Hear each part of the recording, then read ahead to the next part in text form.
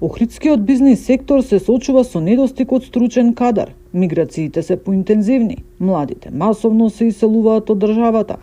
Компаниите од приватниот сектор во недостиг од квалификувани работници. Спасот го гледаат во новиот закон кој ќе донесе ангажирање на пензионери без губење на социјални бенефиции. Проблем имаме со стручен кадар, затоа мислам треба да се направи една иницијатива да се дозволи на пензионерите после 64 години дека можат да останат на работа нормално со давачки кои што следуваат, затоа што луѓето во најзрелите години ги пуштаме да седат дома, а стопанството се судират со недостиг на кадар. Председателот на Стопанската комора Азески истакна дека ќе се работи на платформа за враќање и спречување на одливот на мозоци од земјава.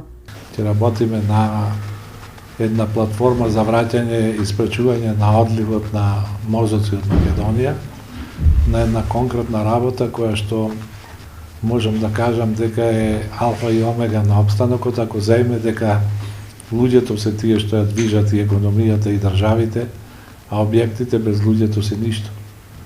И опремите. Така да тука мислиме дека треба практично со тоа да се поттикне економската активност во државата да би можело да се задржат младите. Од Стопанската комора посочуваат дека потребно е да се спроведат сериозни реконструкции во образовниот систем, акција за возобновување на институциите кои треба да се дигнат на повисоко функционално ниво и секако пари со кои ќе интервенира државата за да се задржи стручниот кадар.